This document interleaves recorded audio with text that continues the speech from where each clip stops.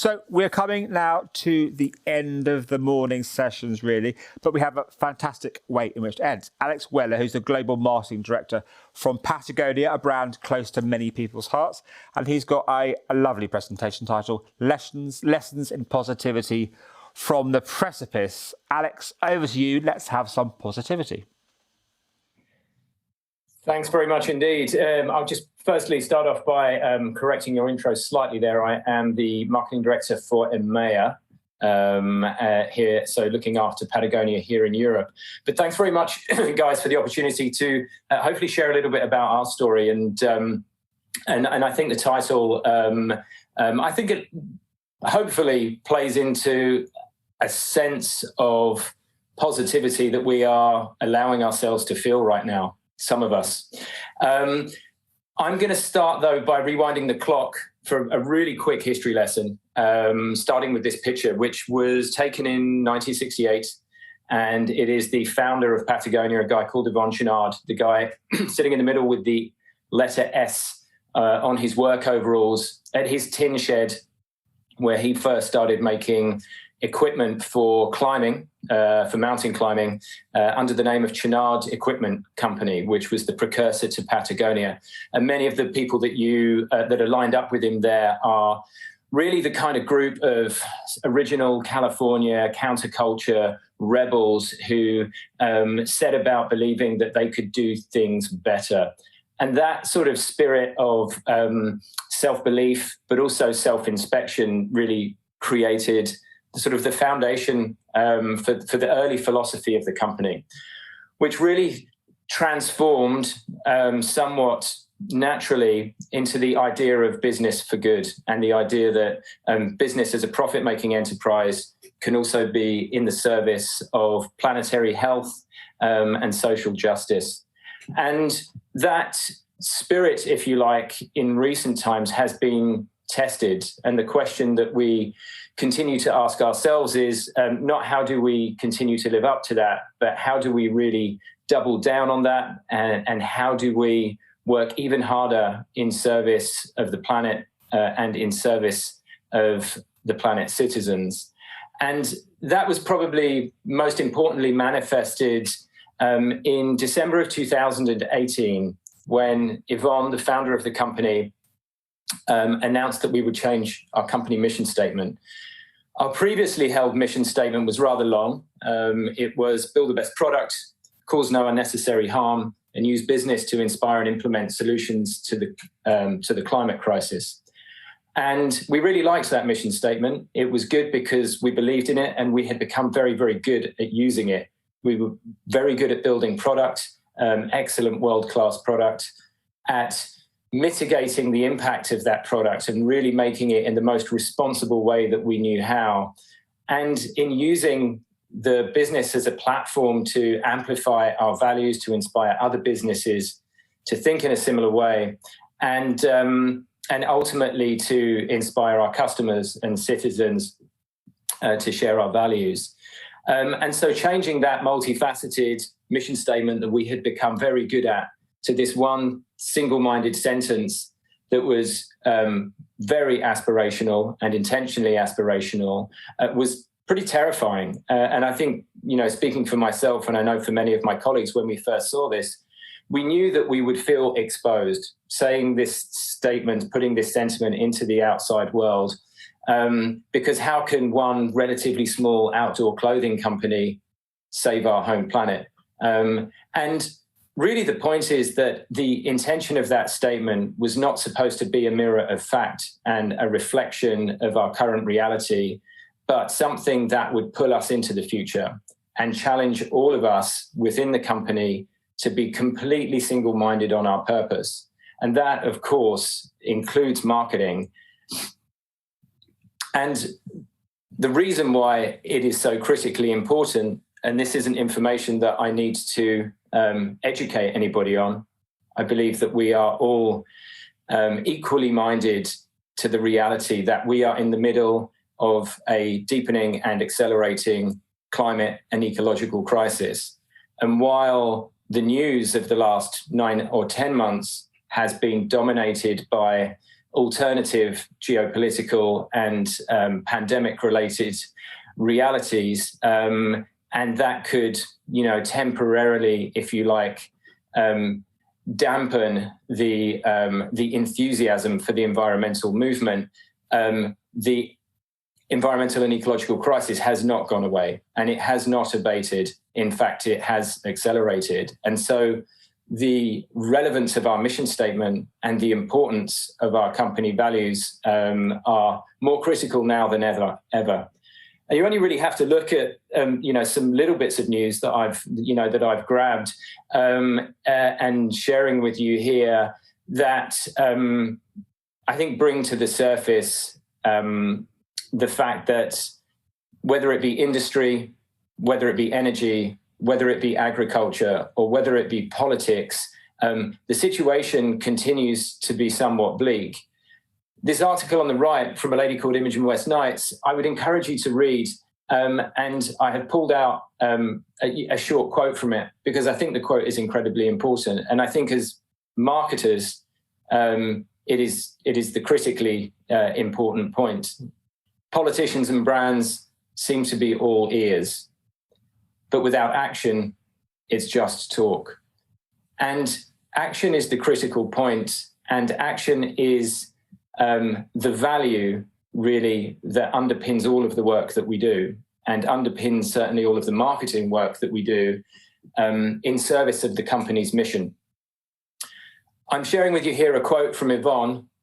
This is a more recent picture of Yvonne, as you can tell from the first picture that I shared, a more recently taken picture. Yvonne's now in his early 80s. He's still the owner of the company. We're a privately owned company.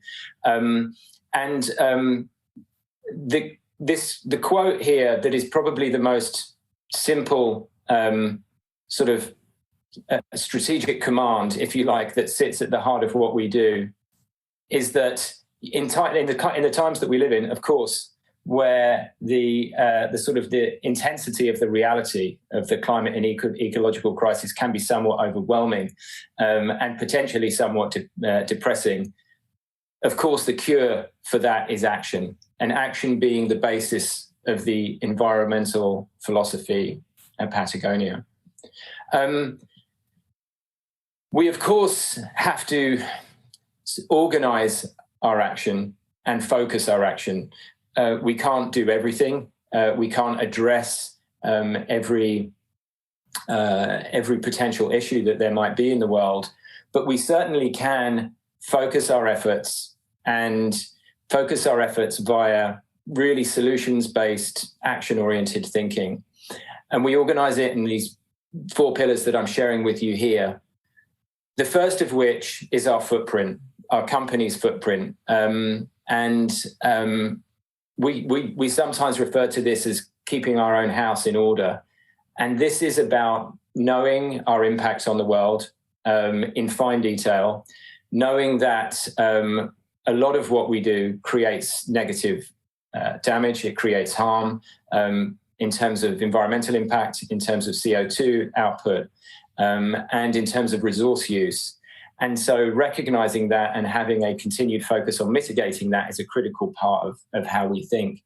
And from a marketing perspective, communicating that with our customers, with our audiences, and being as transparent as we possibly can be, and bringing them on the journey. And that journey has a very important milestone in it, which is our carbon neutrality milestone of 2025, which we are working towards, which we will hopefully get towards before 2025.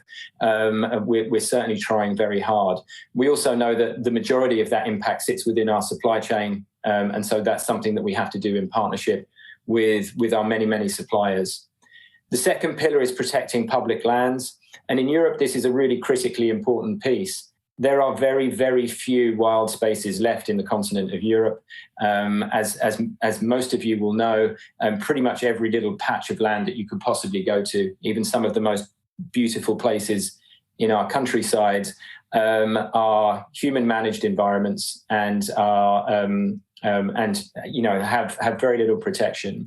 And so, as a company working on protecting public land, on taking back wild spaces, on opening them up, on reforesting and rewilding, to ensure that as much of the little tranches of wild space left in the world there is, we can continue to protect. Scaling agriculture as a climate solution through food and fiber, which might seem a little bit counterintuitive as a technical outdoor clothing company. But the reality is that agriculture as a system is responsible for a huge amount of the environmental and ecological damage that's taking place, agriculture at an industrial scale. But innovations in agricultural technologies like regenerative organic agriculture not only offer really powerful environmental solutions, but also social solutions, and can deliver really high quality fiber and food. Fiber for our clothing, specifically at the moment cotton, which we're very much focused on, and we currently have. We started with 7 regenerative organic cotton pilot farms in India, and we're expanding that system to feed much more of our supply chain, and also food for our small but growing food business called Patagonia Provisions. And then the final piece is on amplifying energy democracy, and the energy transition is a deeply important topic. Transitioning from fossil fuel to renewable energies, but also transitioning from centralized monopolist energy systems to democratized, localized, citizen-led energy production and consumption, powered by people for people. And we're deeply invested in this, not only at a business level, but also at a marketing level. And we're currently working on a really exciting campaign for 2021, where we're going to be engaging our customer communities in renewable energy solutions. There is something really important that sits really at the heart of all this, which is 1% for the planet. And this is how we distribute much of our revenue, our profit. 1% for the planet means that 1% of our pre-tax revenue globally gets put into a pot and distributed to grassroots environmental groups around the world. And we currently support over 1,000 of them. And sometimes we take a moment in time to really celebrate that platform. Back in 2017, we did something called 100% for the planet. Around this time of year, just in the approach to Black Friday, we kept all our stores open, and we generated around $12 million of revenue in 3 days, and gave all of that revenue away to our grassroots environmental groups. It was a very fast decision to do this. In fact, the idea came from a junior graphic designer, where often many of the most radical ideas within the company come from the kind of grassroots of the company. And the ownership has an appetite for risk and an appetite for doing pretty radical things like this. But also in moments like this, we increase our customer community. These moments tend to be pretty powerful and have great residual impact and for the brand. And when we talk about groups and the groups that we support, this is kind of what it looks like. Grassroots environmental groups are the people doing the really hard work. These are individuals. Some of these groups are tiny, 2 or 3 people, some a little bit bigger. This is a group called Ende Gelände based in Germany. They're here in the Garzweiler 2 open-face lignite coal mine pit in Germany, the largest coal pit in Europe. Here, trying to temporarily close it down and send a signal to the German government. And I think what you understand here when you spend time working with these individuals is that the narrative and the timeline of their work is endless. It is ongoing, incredibly hard work. And our responsibility as a brand to step in and stand alongside them has to be done with a deep level of sensitivity, and with the aim and the goal of helping them to achieve their outcomes. And that's the most important thing to recognize here. We also are really invested in bringing our customer communities closer to these environmental groups. And what we realized a little over a year ago is that the company itself had become a little bit of a bottleneck in between our customer groups and the environmental groups that we support, our customer communities and the environmental communities. And we wanted to create a digital platform where we could bring those communities together. And Patagonia Action Works was born. And this is an online platform and a home for all of the groups that we support, over 1,000 groups globally. Here in Europe, we have over 230 groups on this platform right now. And this is the view for Amsterdam, Netherlands, where I'm actually currently based. And it allows you to navigate by issue to the different groups that you might want to support, get involved with, volunteer, join a march, sign a petition, donate money, or just learn more about what's going on. So it's a really powerful platform. It's been running now for just over a year here in Europe, and we've had really great successes bringing our customer communities in to support often these small and quite poorly funded groups often.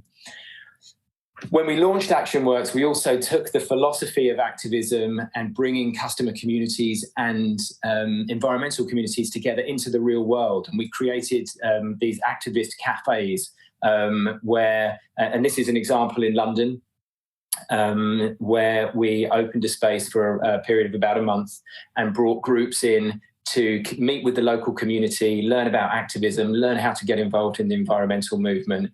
Really powerful, really good fun, staffed by Patagonia employees, as you can see here, 2 guys from my team, Rose and Chris, getting into the community, working with local communities and the groups. And we also support our employees in direct action themselves in NVDA. And here there's a group of Patagonia employees at an Extinction Rebellion protest in Amsterdam. We have a legal fund that supports employees for this kind of action. We support NVDA training, and we give people time off to get out onto the streets and do this if they feel that it is part of their activist voice that they want to action. Here on the back row, you can see our former GM of Europe, now CEO of Patagonia, in the black baseball cap. Our sales director next to him, our ecom director next to him. So these are really empowering moments for employees, and it allows all of us not just to engage in the mission through our technical work, such as marketing, but in our personal lives as well, and that's deeply empowering. And just as I get close to wrapping up, I'm going to talk to you about supporting activists through advertising, the very limited amount of advertising that we do. We don't really do product advertising, but occasionally we pay for public attention. This was the inside page of the Evening Standard in London for the youth climate strikes in September of last year, and a mural in Berlin at the same period of time last year around the youth climate strikes. And we also use long-form film content as a really powerful tool to communicate our stories. Often these environmental initiatives that we support are complex and detailed and can't really be told in a soundbite or a social post or a press release or an interview. And so feature-length film is really important. 3 examples here, the last of which, Public Trust, really talks to the intersection between corporate interest and political interest, and the need to see that, to call it out, and to use your vote and your voice to remove this kind of pernicious dynamic from our reality. And I will leave you with that message, that our vote and our platforms and our businesses have incredible power. And I would encourage us all to use that power. Thanks. Fantastic. Superbly inspirational talk. Thank you. We've got a couple of minutes for questions. So I've got one here from Pamela I want to put to you. And she says, we heard in a talk earlier today that for Generation Z, the ethical credentials of brands are less important. Now, does that worry, the fact that our younger generation seems to be less concerned with what brands think about the world? Yeah, I suppose what you would hope is that Gen Z cares about the state of the world and cares about using their own voice and their own platform, as I think they do, to voice and take action about the things that they care about, the issues that are important. And I see young people as being some of the most active on social justice and on environmental issues. Now, whether that can be done in partnership and alongside brand voice, if that is not their wish, then then so be it. But I would hope, and I would like to think that the ones that really mean it, the real deal, would resonate with young people. I would hope so. Fantastic. So, well, thanks so much for your time and coming to you on time. It's a very inspirational presentation. Thank you so much.